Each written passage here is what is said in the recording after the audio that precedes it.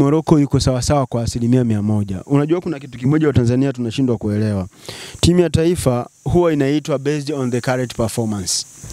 Unaweza kusema kwa nini Shabalala hakuitwa, unaweza kusema Shomari Kapombe kwa nini hakuitwa, unaweza kusema Mbwana Samata kwa nini hajaitwa. Well, Mbwana Samata yuko abroad, yuko anacheza Europe, ana experience na exposure ya kutosha ambayo anaweza kaja kuisaidia timu ya taifa.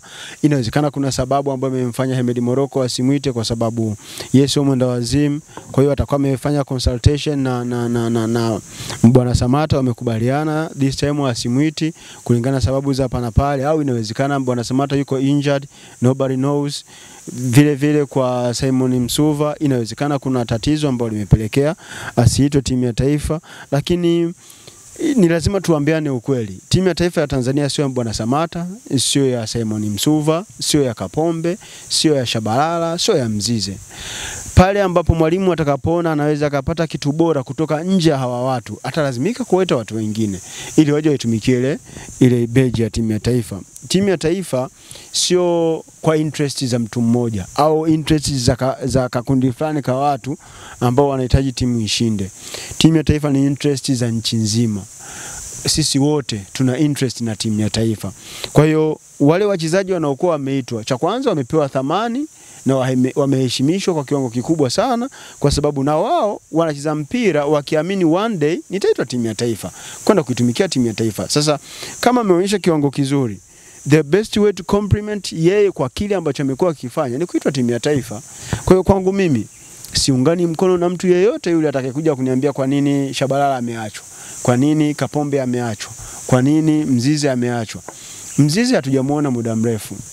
Last time tumemwona kwenye mchezo, I think ulikuwa mchezo wa Yanga na Willet, ndio tumemwona, na akiwa anasema alikuwa anacheza akiwa injured, na mpaka sasa inaeleweka kwamba Mzize yuko majeruhi. Sasa kwa nini watu wanalalamika?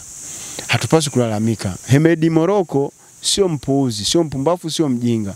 Yeye mwenyewe anahitaji kuona timu ya taifa inashinda ili endelee kupewa heshima na thamani anayoipewa sasa hivi. Kwa hiyo hawezi kumwacha mchezaji ambaye yuko fiti, yuko kwenye ubora, halafu amwache ili iweje. So kwangu mimi naungana mkono na kile alichokifanya Hemed Morocco. Amefanya machaguzi sahihi. Currently hakuna mchezaji ambaye yuko kwenye top performance aliyeachwa. Sijui ni nani. Wale wote ambao tunaona wako kwenye top performance wameitwa. Kuna watu wanaweza kusema kwa nini Shomari Kapombe ameachwa, ameitwa Mwenda. Kapombe kwanza umri umesogea, lakini pili ameshacheza michezo mfululizo hapa. Ukilinganisha na energy ya Mwenda, kidogo Mwenda bado ana energy ya kutosha kuliko Shabalala, lakini ukiangalia performance wise pia Mwenda amefanya vizuri kwenye hizi mechi za hivi karibuni.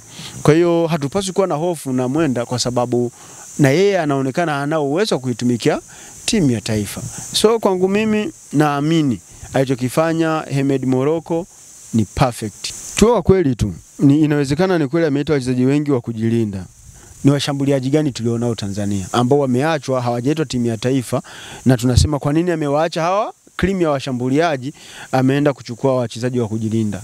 Sidhani kama yupo mchezaji ambaye anacheza kwenye top level ya ushambuliaji aliyeachwa nje, ukiachilia mbali hawa tuliowataja ambao hakuna hata mmoja anayefahamu sababu za kwa nini wameachwa isipokuwa Mzize. Inawezekana hatufahamu kwa sababu hatuna taarifa za kutosha. Inawezekana Simon Msuva yuko injured, inawezekana Mbwana Samata yuko injured. Sasa utakaposema kwamba ameita wachezaji wengi wa kujilinda, mchezaji wa kushambulia aliyemwacha ambaye yuko kwenye top level ni nani? Kibu Denis. Hata kama ningekuwa mimi nisingemuita. Mimi nisingemuita kwa sababu za kinidhamu.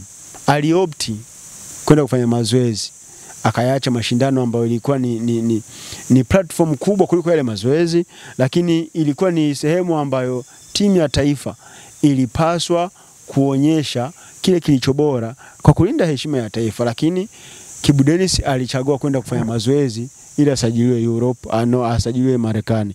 So kwangu mimi in term of discipline nisingemuita Kibu Denis.